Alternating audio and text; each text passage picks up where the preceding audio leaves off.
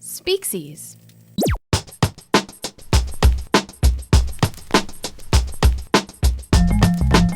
Hello and welcome to Origin of Species, episode 142.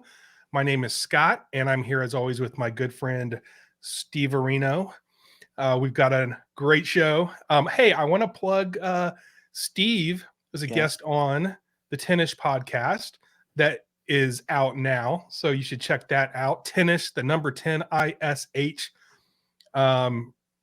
Steve, how'd you like doing that? It was on the spot. very enjoyable. Had a great time there.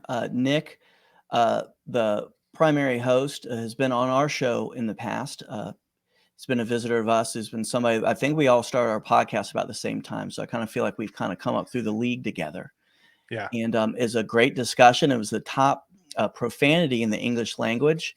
And due to some misinformation I received from his co-host Brandon, who's currently taking a break for a little bit, I ended up doing some research on the top 10 wiki feed entries too. So I learned a lot of things because of that episode, but it was a great episode. Fun podcast too. Definitely check it out. And thank you, Nick and Brandon, for letting me be on your show.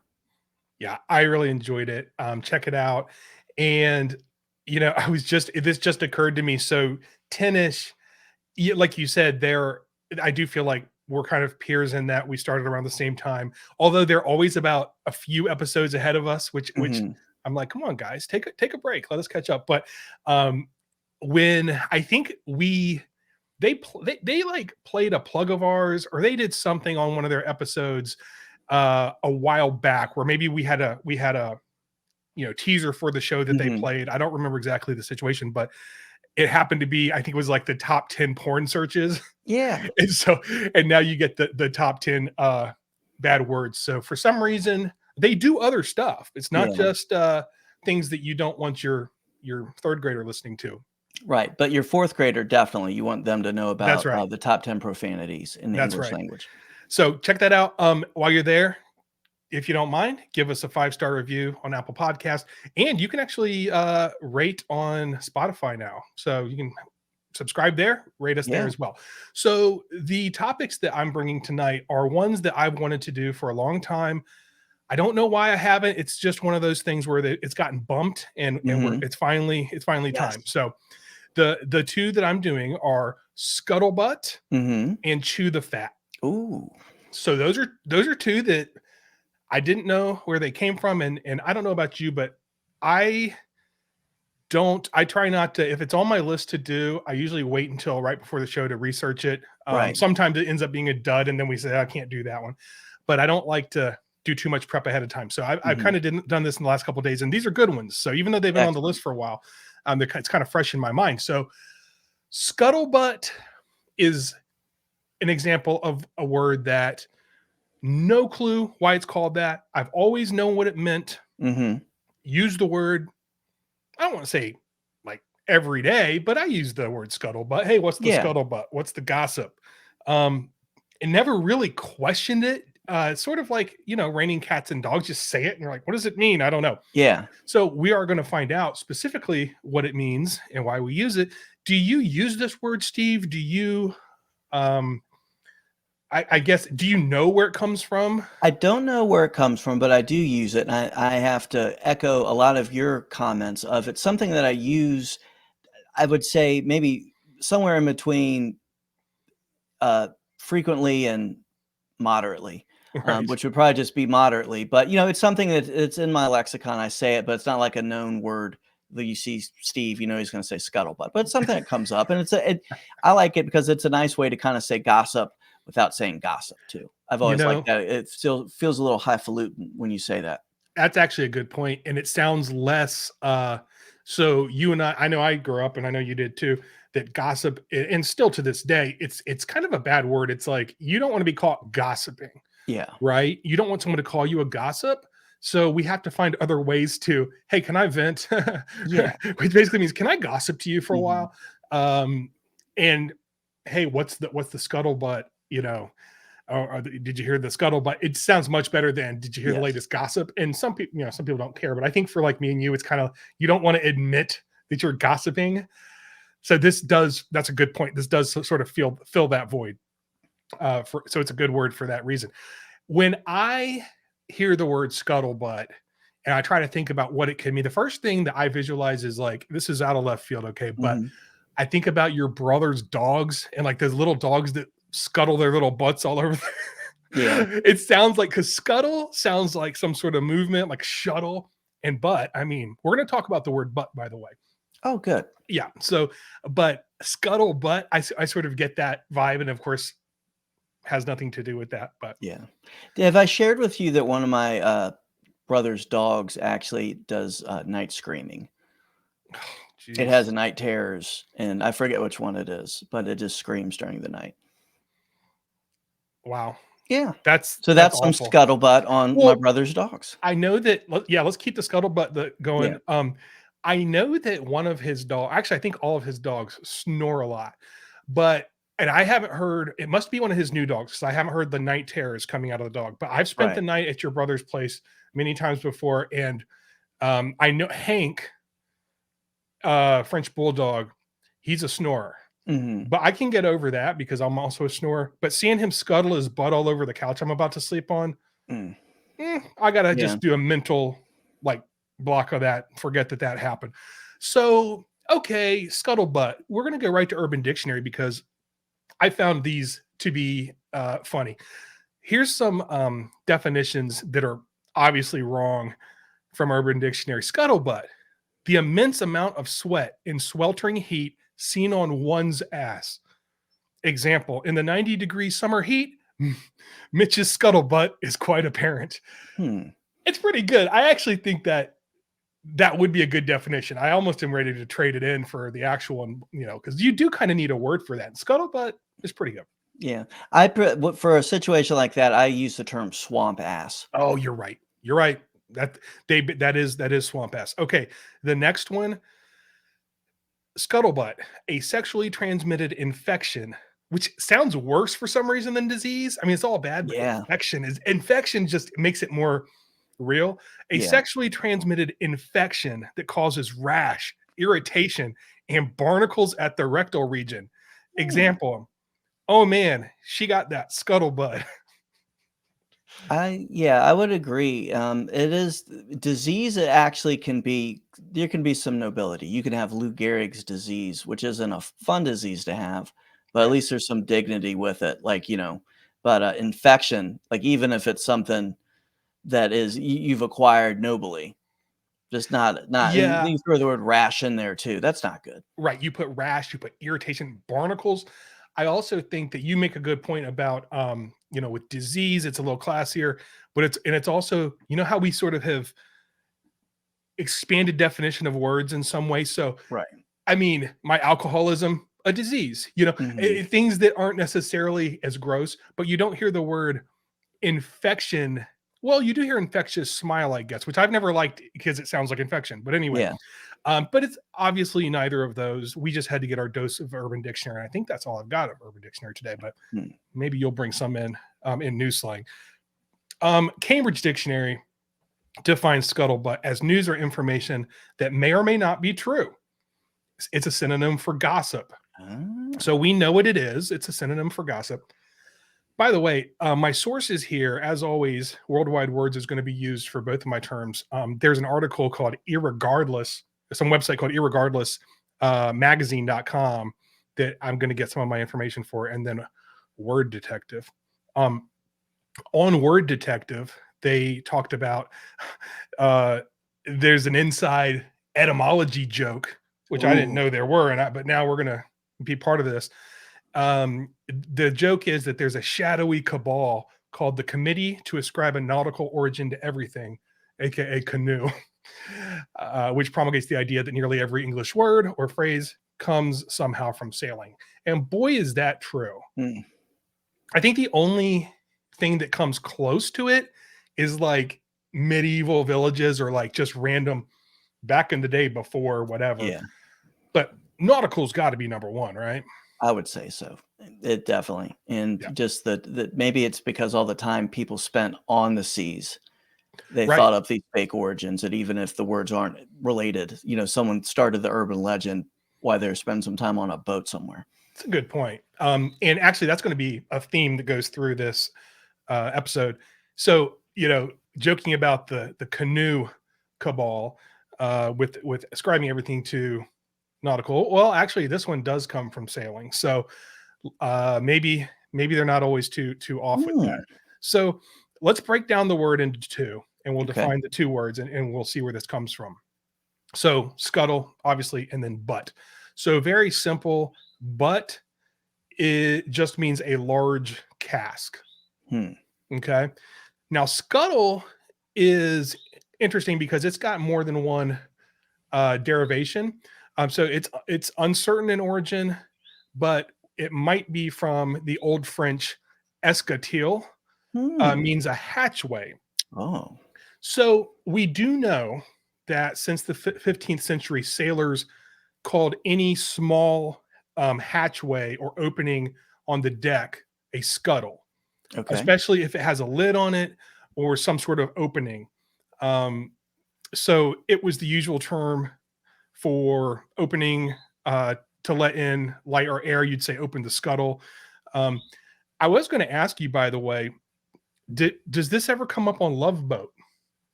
I don't believe it does. I mean, there's definitely scuttlebutt on the Love Boat of Right. discussions about, who's Captain Steubing dating, why is Gopher in that room with that woman, including the time that Vera from the sitcom Alice kidnapped him and held him as a sexual slave in her room after she had finished a stint at the South Pole at an army base.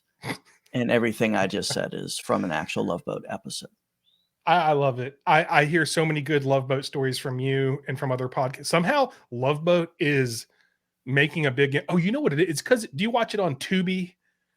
No, I paid for Paramount Plus for a while. Oh, okay. And then That's right. I think a had lot to of move people on. have Paramount Plus and have gotten into it.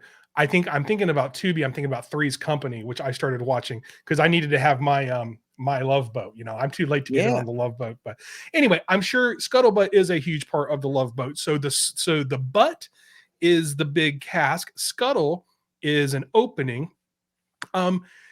So the deal is that every ship from the mid 17th century on would have a water cask on deck so that the crew could get drinking water during the day. Just like, I'm reminded of us all ladling out water from the, trough at sports events, like soccer. You remember those days? I mean, you were on those teams. You probably didn't have any, but I mean, it was just like Yeah. so I nasty. might not have had any water. I was talking to somebody the other day, and I'm fairly certain I never had water outside of a water fountain before I was Yeah. 18. Oh, same here. I Yeah. mean, water was bad for you back then. They Yeah. told us like you're going to get cramps if you have any water. So we're out there playing sports with like no water. You can have a swig. That was what they used to say. Yeah. Well, anyway, if you wanted a swig of water on a ship, you would go to the Scuttlebutt. It was actually what the big thing was called, and that's actually real. It sounds like something that, even when I was saying it, it sounds like something you'd read on Quora, but it actually is true. So the head of the cask would be removed, and it was known as the Scuttlebutt, the cask with a hatch on it. And actually, it was interesting because fresh water, as you can imagine, was pretty scarce and very valuable. So they would post guards in front of the Scuttlebutt, but then it's also the place where members of the crew, or that are on duty in various parts of the ship, can meet up and talk about what was going on. And as you alluded to, there's a lot of time on a ship. I mean, yes, you have to swab the deck and sing songs about rum, but you also have a lot of time to kill. So it was one of the places that they could talk. And so Herman Melville put it in his book White Jacket. Oh, wait, you might like this title: White Jacket or The World in a Man of War of 1850. It's pretty solid, and it sounds a little bit like an Emerson, Lake and Palmer album too. Yes. In that book, he says, quote, "There is no part of a frigate where you will see more going and coming of strangers and overhear more greetings and gossipings of acquaintances than in the immediate vicinity of the Scuttlebutt." This is in 1850. And he says, just forward of the main hatchway, on the gun deck. And so that's it. It's the scuttle and the butt put together. Yeah. The talk became Scuttlebutt.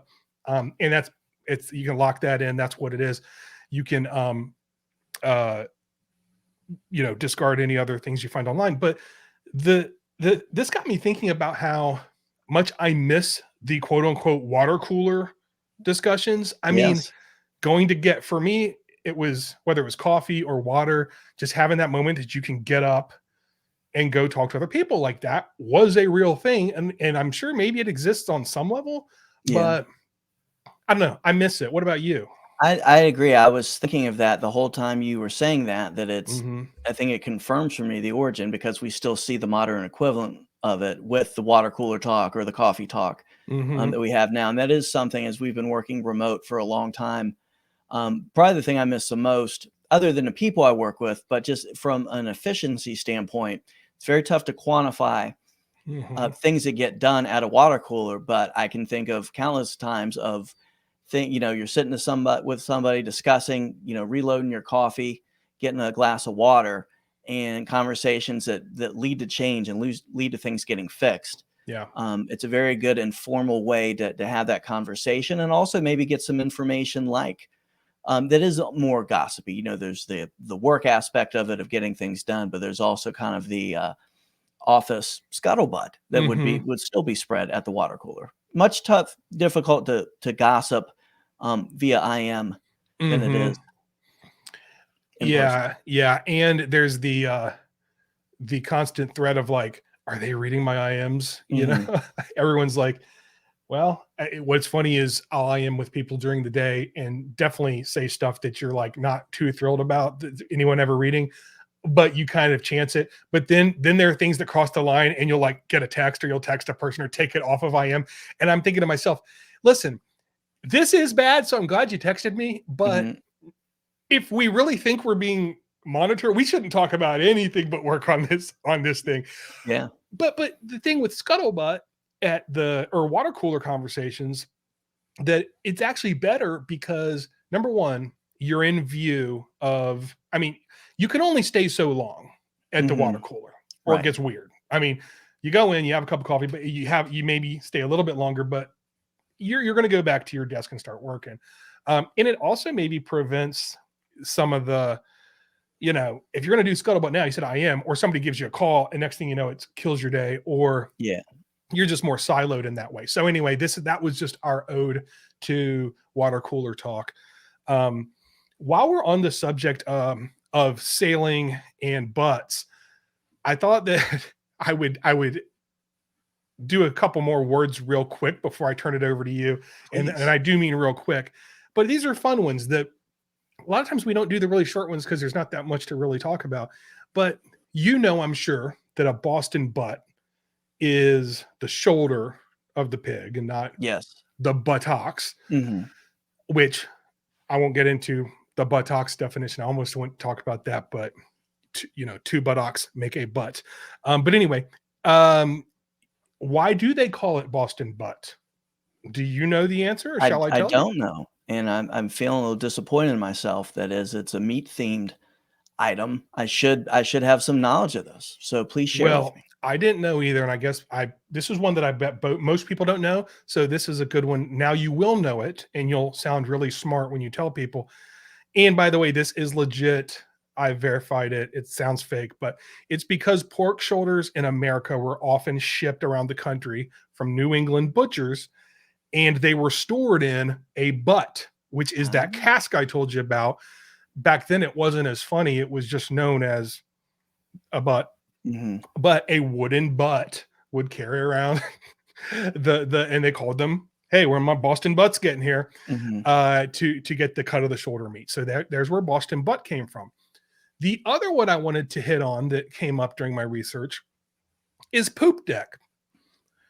Poop deck is fun to say, Yes. and it conjures a visual. And I've always thought, I have no idea why it's called the poop deck. Right. I think it's the top deck, which I'm thinking that means like some seagulls pooping on your deck, or Mhm. kind of trying to make some logic out of it. Right. But what about poop deck? How has that played a role in your life other than Love Boat? Yeah. Well, not too much of an effect on my life. And it's also one that I've kind of wondered about and also giggled about because it's just funny. Yeah. I've always thought it meant, I didn't think it necessarily meant a place where birds would rain feces down on it, but I thought perhaps it had something to do with maybe the back of the boat, then in the rear end of the boat, where the poop comes from. Yeah. So I bring it up because the scuttlebutt was usually on the poop deck, which is the top deck. It doesn't have anything to do with waste, human or otherwise. Okay. It comes from the Latin pupus, which means ship, and it means, as you were kind of getting to, the back of the ship on the highest deck of the ship, typically at the stern, which is the back. I know that not because I sailed, but because it's right here in front of me. Otherwise, it's also something I will forget as soon as I leave which one is the stern side or but so there you go. Poop deck comes from Latin pupus, meaning ship. Boston butt, it's the shoulder because it comes in a big old butt cask, and scuttlebutt. So Steve, Yes. you got a new slang for us? Yes. I do have a new slang, but before we get into that, I just wanted to share something with you that's been going on with me lately. I've come to the realization that my daughter gets older, that things I used to be able to sneak past her, that the window of opportunity for me to sneak things past her is getting smaller and smaller, whether it's an inappropriate comment I make, maybe, or if it's something inappropriate that I shout in the car when someone cuts me off, Right. or if it's something inappropriate I shout when I'm watching television. The more I say this out loud, I'm realizing that maybe there's more of the issue with me than the window of opportunity I have to kind of fool her on things. Right. But it's extended to other things. So I had an incident lately that my daughter was wrapping up her basketball season and had a series of practices that bumped up against another group of kids. They were finishing up before her practices began. And tell me if you empathize with me on this. The group was a younger group of boys, maybe third grade, fourth grade. And one of the boys on the team had an enormous head.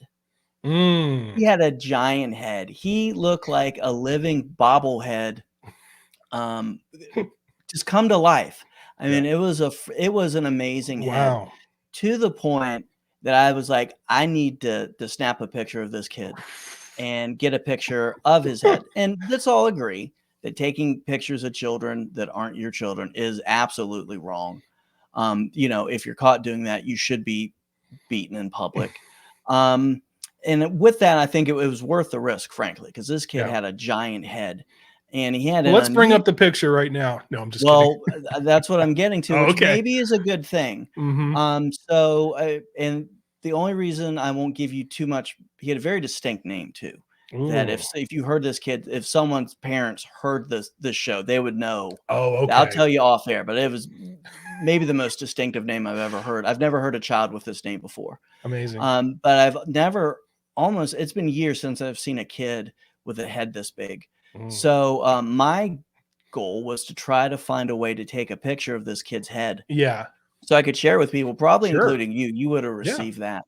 I should hope so. Which was going well. I think I had a good technique of, I'm looking at my phone like every other adult in there. Yeah. Until my daughter caught me and decided to shout out, "Dad, why are you taking a picture of that kid?" That's hilarious. Fortunately, other people were distracted. And again, if I had been caught doing that, if someone did that to my daughter, I should be beaten in public. Well, at the minimum, you should be escorted out. But that's really funny. Yeah. So the important thing, it's kind of like attempted murder too. Like, I didn't get a picture of the kid. Let me be clear of that. So I can't be accused of anything. I was never able to accomplish what I was trying to do. But I got to tell you, I'm concerned, because what happens now? What else is she going to be able to stop me from doing? I mean, she's already stopped me from, and trust me, this kid's head was huge. It looked like he had a full size, like a big head on an adult on a third grader's body. And like, even this guy was full sized, the head still would be Yeah. disproportionately big. I mean, it was a massive head that this kid had. Oh, he goes to bed at night and sleeps on his big old head of a pillow. He's going to cry himself to Cry sleep on his himself to sleep. Thank you. giant pillow tonight. Yeah. So keeping it with things that are big and keeping with family, I want to do some new slang. New slang when you notice the stripe. So Scott, you said something to me recently that really resonated. And you had mentioned that you were just frustrated, and I share your frustration that all the new slang we do seems to either come back to the hip hop music or to TikTok. Yeah. Pretty monotonous. And, you know, I like the fact that we get to explore new terms and understand where they come from. But as you mentioned, it goes back generally to two sources in the third, you know, hip hop or TikTok. And if there's going to be a third source, it's going to be drag queens. So it's not like there's that much diversity in that. But for some reason, when you said that, it snapped off something in my head. And I just remembered a term I had heard years ago that's always intrigued me. And it came from one of my sisters-in-law. I've married into a very large, wonderful family, and I have lots of brothers and sisters-in-law. So I have lots of stories and children that will probably be hidden from me once it's published that I've been trying to take pictures of giant-headed other Hey, children. you didn't do it. You That's got right. called out. I attempted Right. murder, not murder. And she had shared a story years ago that someone had a birthday or an event, and that she had made, I believe it was either a T-shirt or a hat that said "Fupa Fighter." And Fupa. Fupa, F-U-P-A. And it was a term I wasn't familiar with. And she explained what it meant. And after you hear, you could understand that maybe I didn't necessarily tuck it away, but kind of shove it away, like put it away so I know where I wouldn't have to hear it again. But you know what? You encouraged me to think outside the box. So it's not necessarily a slang that's new, but I think I can tell you this, it has nothing to do with TikTok, at least. Hey, there you go. And it's new to me and probably most people listening. Well, let's find out. So the definition of FUPA from dictionary.com, slang, a wide area of protruding fat in the upper pubic region. Oh, what? That's what we call front butt. Well, let's see. Maybe, again, the wheels are turning here. So FUPA is an acronym that means technically, and this is truly what it means, fat upper pubic area. Now, the P in this acronym can mean different things. And unfortunately, I am going to have to go back to hip hop a little bit. I'm going to call back the song OPP. Yes. From An Eye by Nature. And there's two ways that words that start with P that they define. One is, to quote Tretch, it's sort of like another way to call a cat a kitten. If you follow my drift, that's one of the P's. And the other P is, it's another 5-letter word rhyming with cleanest and meanest. And I can say that word is penis. I don't mind saying that, but I'm not going to say another way to call a cat a kitten. So that P can be either of those things. Oh, okay. But the P generally, I've seen that this relates to the fairer sex, to the ladies. So it is new slang, and I've got to go to Urban Dictionary. Yes. And I'm going to go there right now. Acronym, they define FUPA as acronym for fat upper pubic area. Common misinterpretations include fat upper kitten to cat area, fat upper penile area, and farting under pelicans' asses. Okay. So that's initially what I thought it was. So yeah, I would go Meatloaf style and say 2 out of 3 ain't bad, but goes with what I've heard. And continuing from Urban Dictionary, often confused with FUBU, an overpriced brand of clothes that suburban Caucasian adolescent males wear to impress suburban Caucasian females who associate the clothing with large genitalia. Startlingly accurate. Every once in a while they cut right through. My first thought when you said it was one that they didn't mention, which was I wondered if it was in the foobar family, like Mhm. with this starting with fu, could it Mhm. be effed up, something out of that? But no. No, it's not. So FUPA. And I want to make sure that if it's a new slang, that I find a way to kind of tie it to something modern, and make sure that we're you know in the zeitgeist, so we're not just randomly pulling something out. Hmm. When I think of modern music and people that matter, I think of a couple people. Young Gravy, Hmm. Air Supply, at least for me personally, and also Beyonce. So here's an article from 2018 from USA Today. Beyonce praised her fupa. Hear what it is and why fans are obsessed. So, quoting heavily from this article, of all the wisdom Beyonce imparted in her Vogue essay, released Monday to accompany her September issue cover of the magazine, one four-letter acronym has sparked celebration among readers. In the portion of her essay in which she wrote about the changes her body underwent post-pregnancy, Bay name-dropped her FUPA, an acronym that refers to her fat upper pubic area. Hmm. While some alternate definitions of the phrase are more not safe for work, they are all used to describe a layer of fat on the lower body's abdominal area. Okay.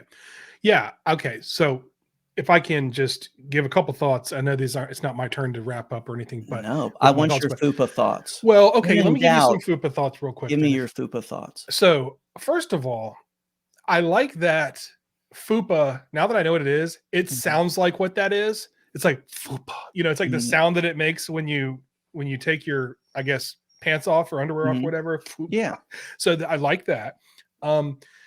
I also think that it's a good term, but it's not real specific because nothing wrong with the fupa. A Mhm. fupa's fine. If Beyonce, I mean, come on, what? Yeah. There's that, and then there's Mama Cass, or there's Mhm.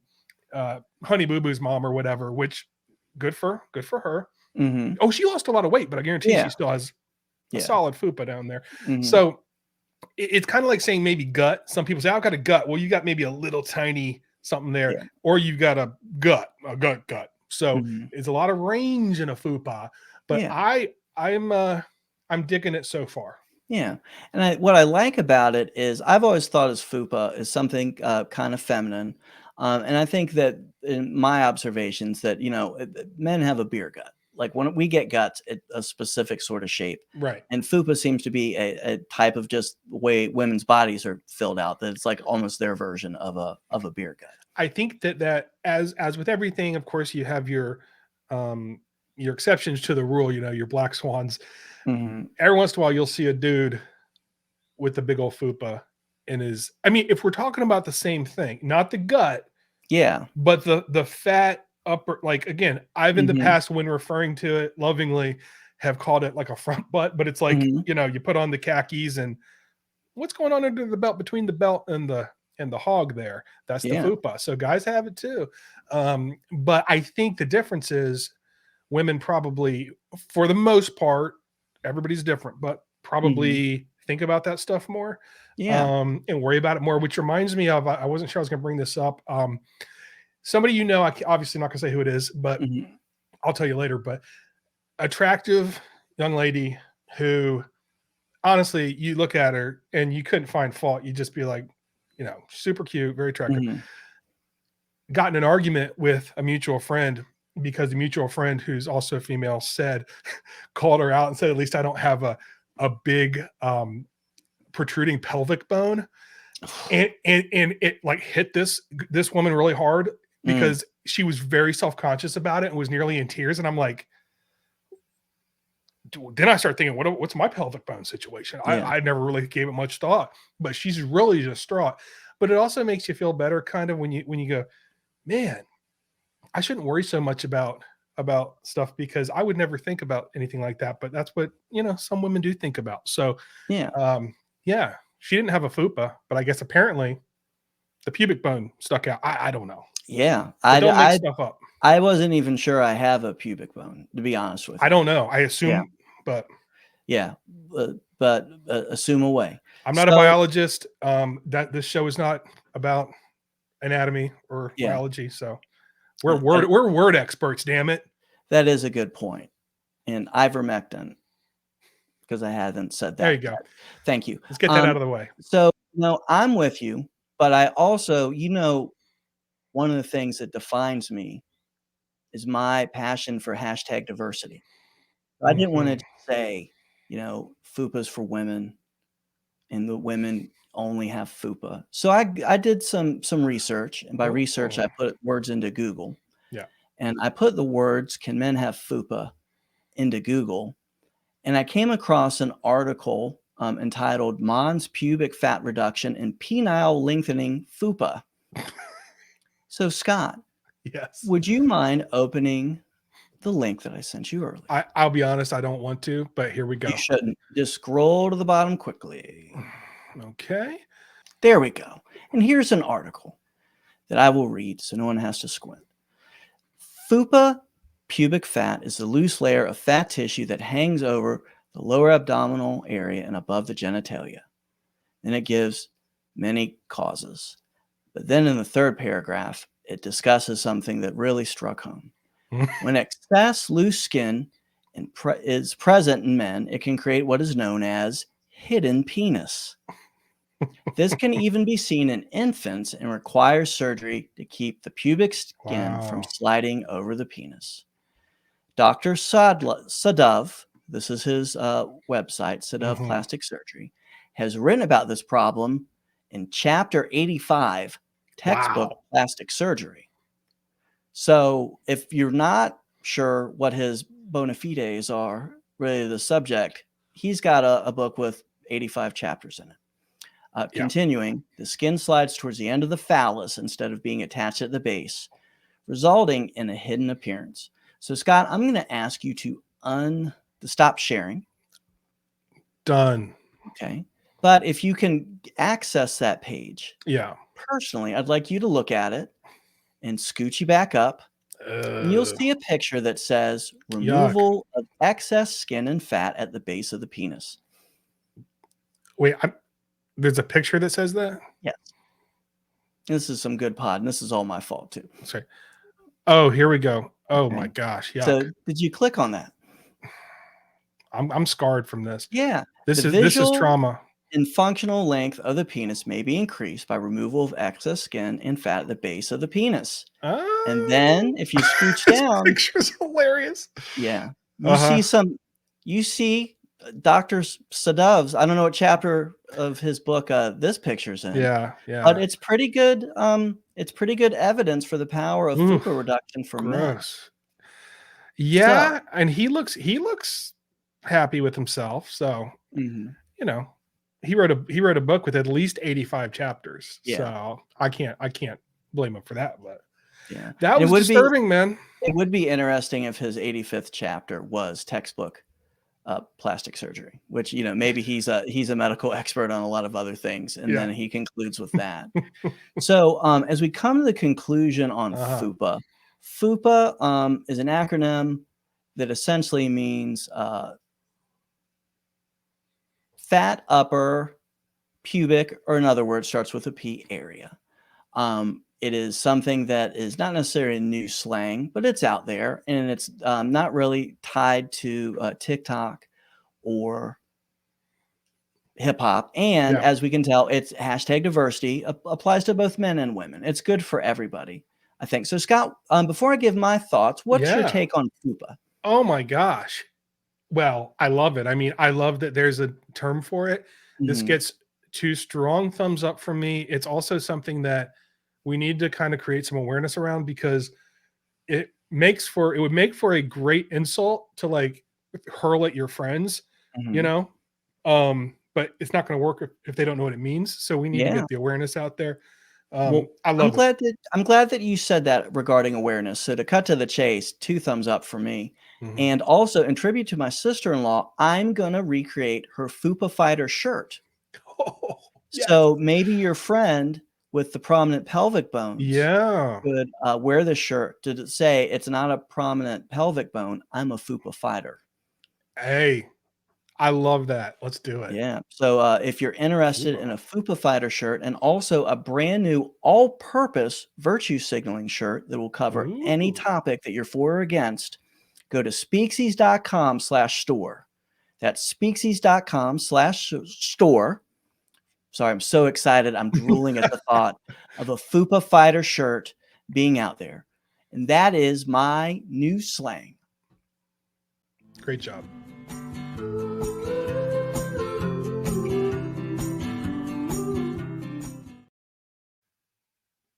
The way you said store made me think about, you know how sometimes I go on a little jag of like things that just annoy me as far as Mhm, things people say, mhm. and then it comes back to bite me because it turns out that the thing that annoyed me was actually right. That's happened before too. Yeah.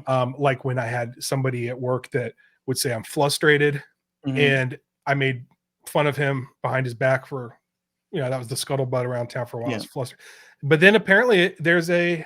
I remember it was like in the dictionary as a variant Yeah. on frustrated. So I know I'm high and mighty. You said store, Mhm.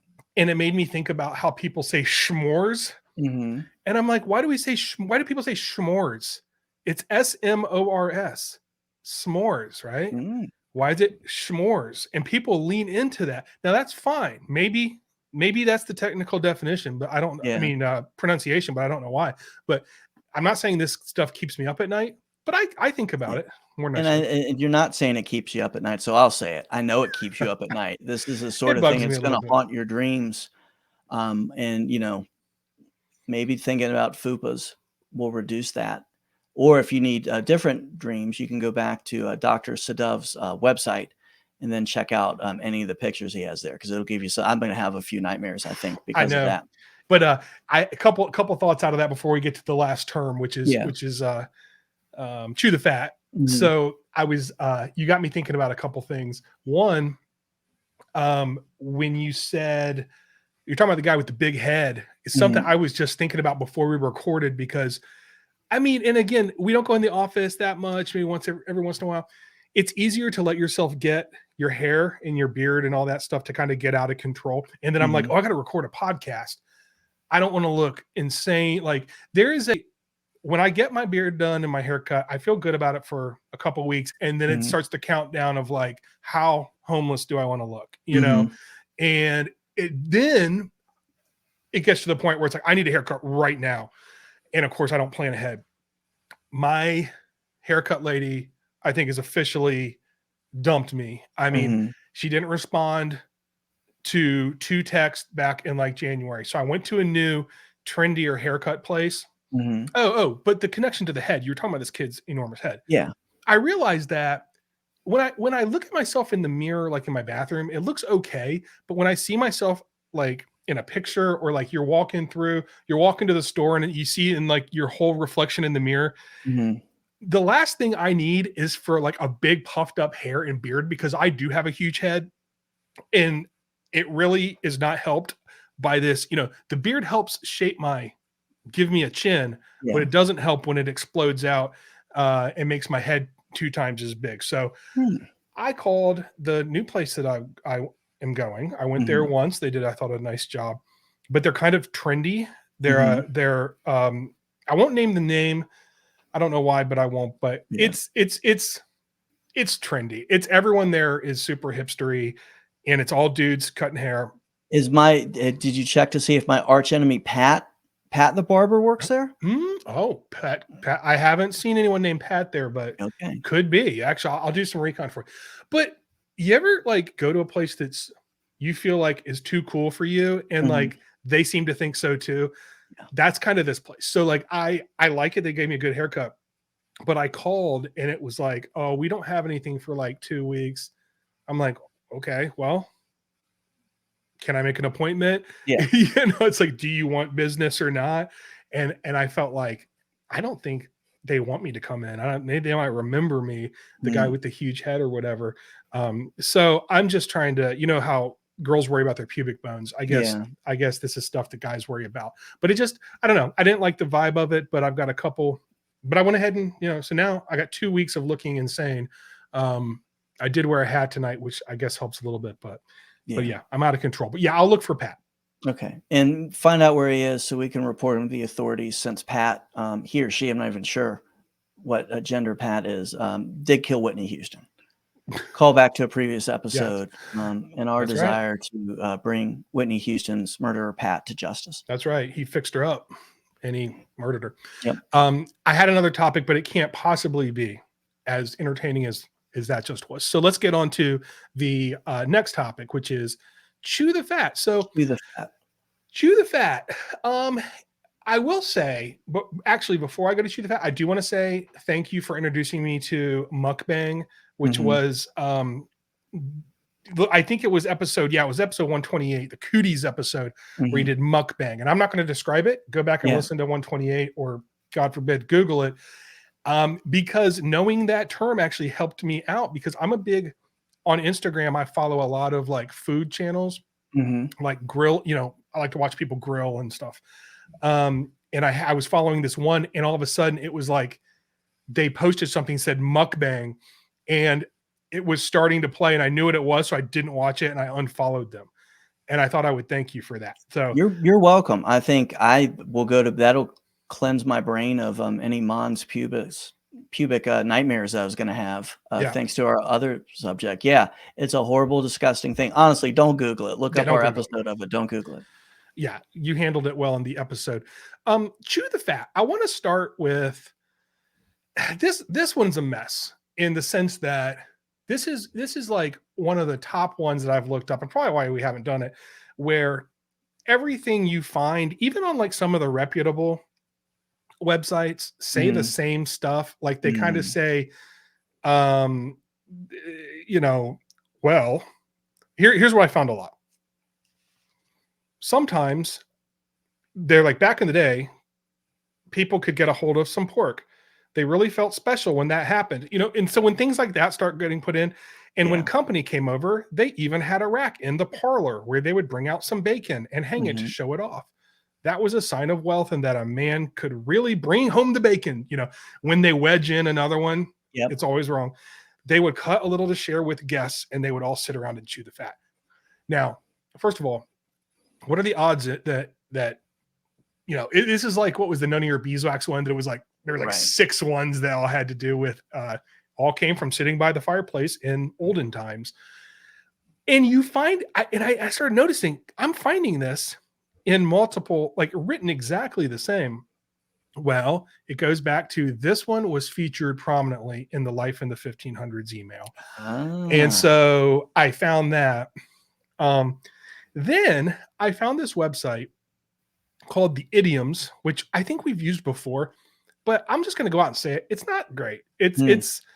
So I went to this place because I'm looking at all the different sources, and sure enough, they say the same thing, and it's clearly wrong. They also throw in that it's speculated that it could have come from American Indians, or I don't think they say Eskimos, because who would say that?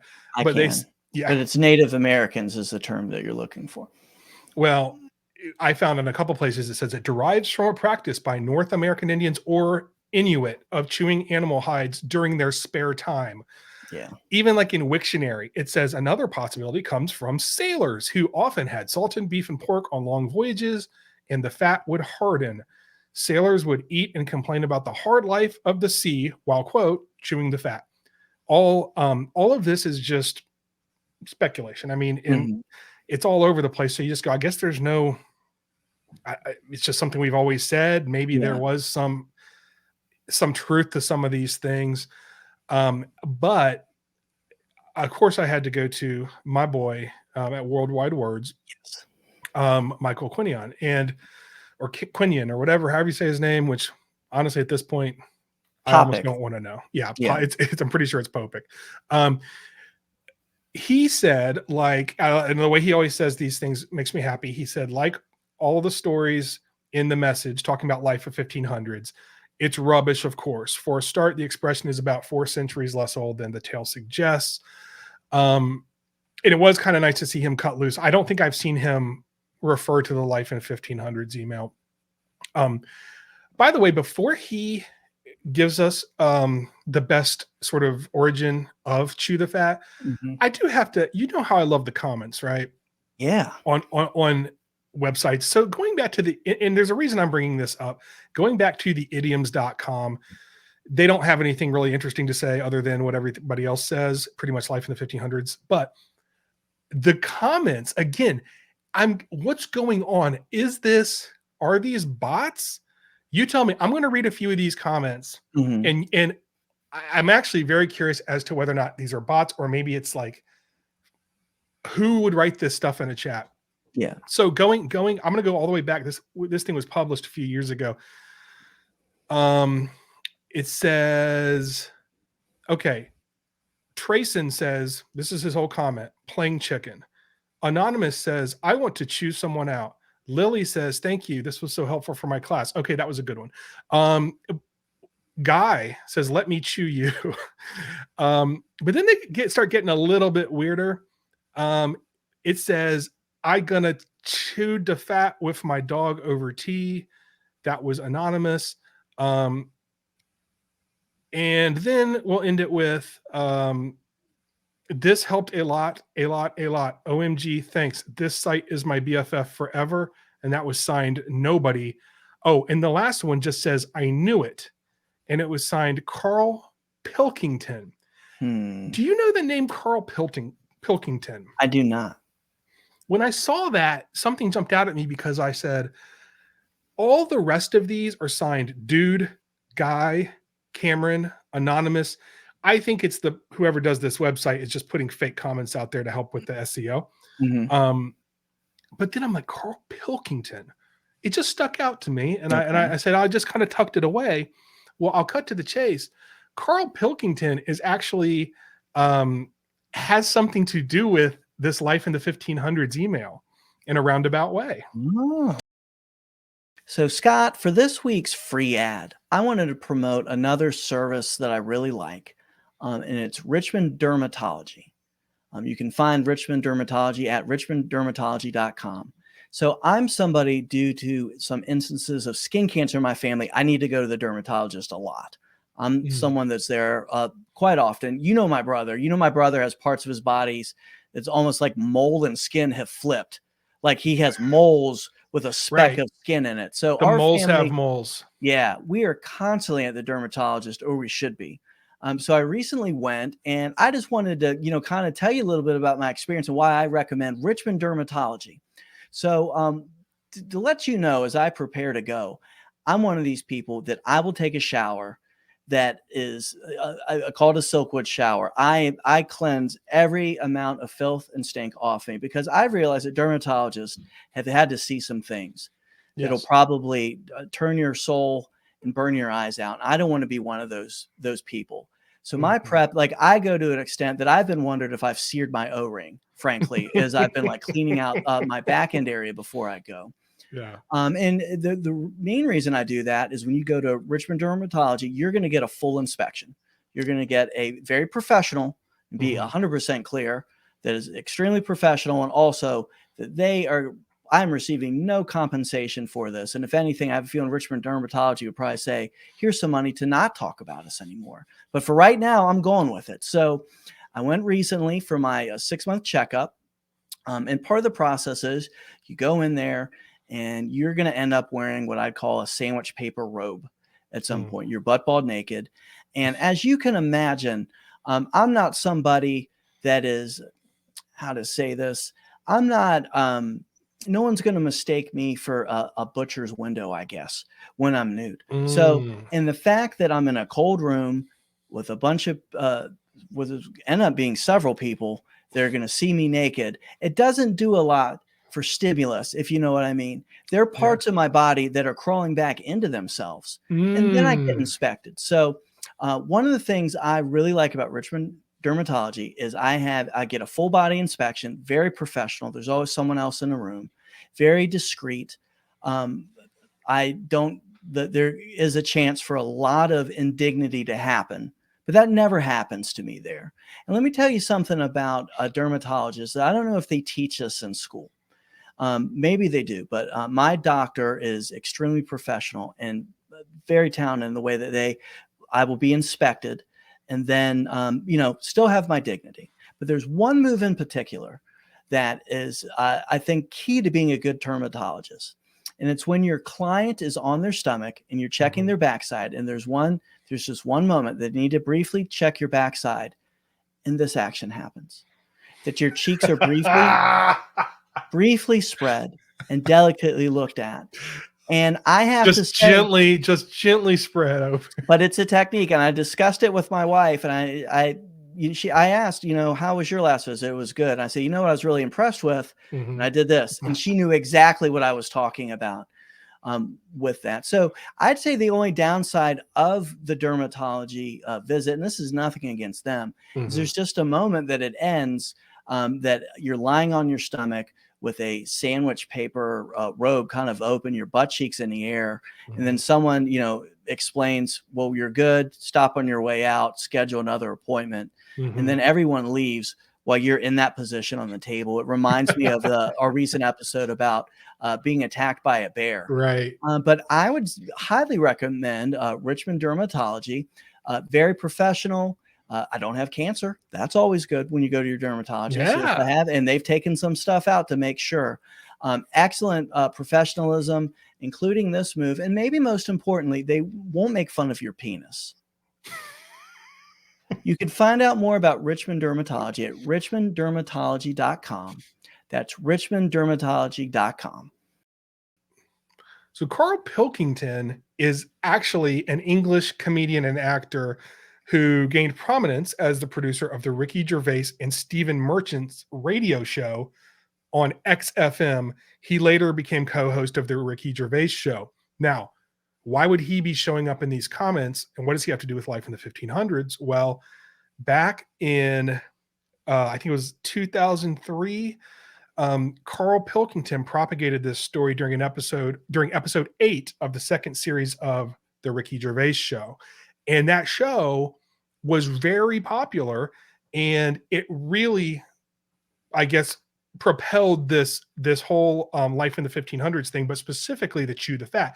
And I thought that was interesting. Well, first of all, it's interesting that it popped up in the comments, that his name popped up. So somebody, I doubt it was actually him, obviously it was somebody that had heard it from the show and then looked it up and was like, I knew it.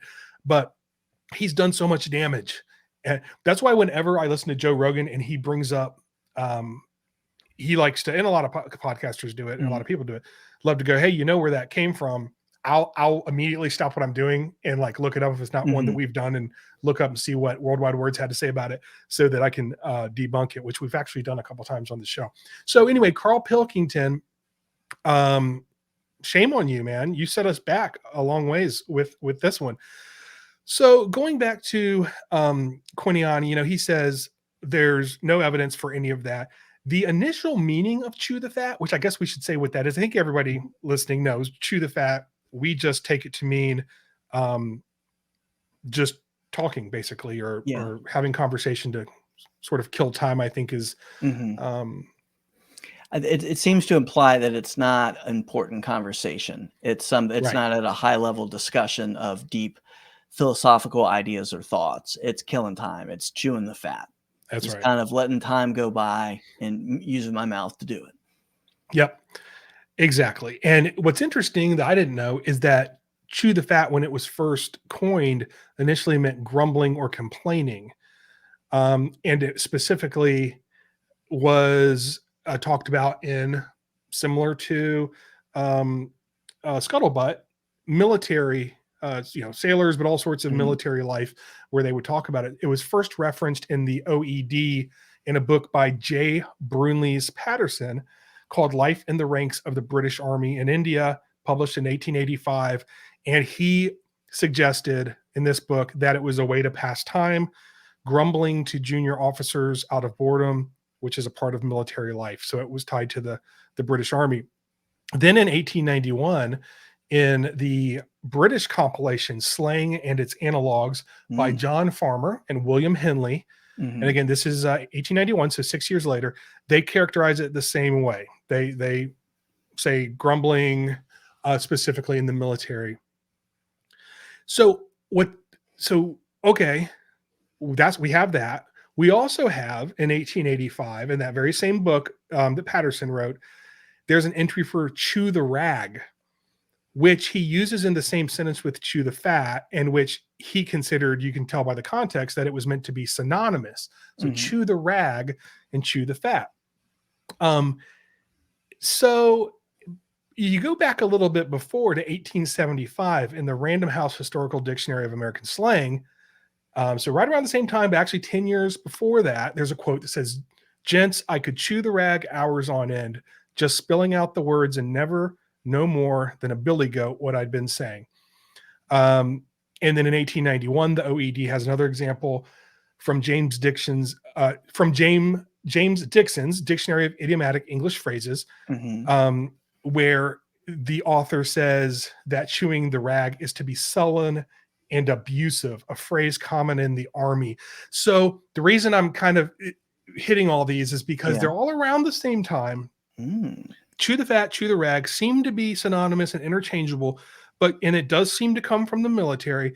But what he said, what Quinion said, is he's not, you can't really tell for sure if these two came up independently or chew the rag turned into chew the fat. Chew the rag was much more widely recorded in the US from about 1895 onwards than chew the fat. But then they both became commonly known both in America and the UK. The way he comes down on this is he does believe that chew the fat is a derivation of chew the rag. No idea why they use fat or rag, but here's how what he concludes. And I want to make a point here with this, which is, I think one of the reasons why this one is so muddy. Remember when I started this, I said, this is a nightmare, right? And it's got all these, it was the Inuit, it was this, that, and the other, or back in, you'd have a guest and you'd hang bacon and you'd sit around and chew the fat, is because there's not a satisfying answer to it. So there's a vacuum there. We want to know what it is. And these are like the laziest kind of ways to throw out a definition of where it came from. It's like literal, it's just literal.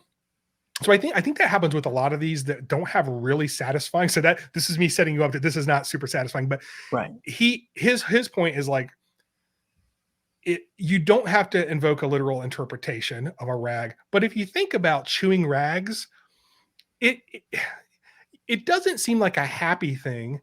You can kind of compare the idea of someone chewing a rag to complaining or to grumbling, right? Or just sort of just chewing the fat, just kind of, there's no purpose to your conversation. So it's just sort of, as you had said at the beginning, it's just sort of talking to talk. And that's how they end up defining it in some of these, in the James Dixon Dictionary of English. So it definitely came from the late 1800s and was supposed to just mimic the idea of chewing, talking and chewing in a mundane way. Used to be complaining about things and grumbling, and then it came to be thought of as the way that we think of it today. So there it is. We did chewing the fat, and we did scuttlebutt, two that I wanted to do for a very long time. Excellent. And my favorite one of the whole thing was the new slang that's not really new that I'm going to use a lot. I need to find reasons to use it, but FUPAR, love it. Well, I'll give you some reasons as I wrap up here. Thank you very much for listening to Origin of Species. If you enjoyed the show, please help us spread the word by liking, commenting, and subscribing on YouTube and Rumble, leaving a positive review and a 5-star rating on Apple Podcasts and Spotify. And if you're interested in being a FUPA fighter like Scott is, Scott wants to get the word out about fighting the FUPA, check out our TeePublic powered store at Speakses.com/store. Speakses.com/store. That's what I'm talking about. And Bob's your uncle. Watch out for bears, and kale is from the devil.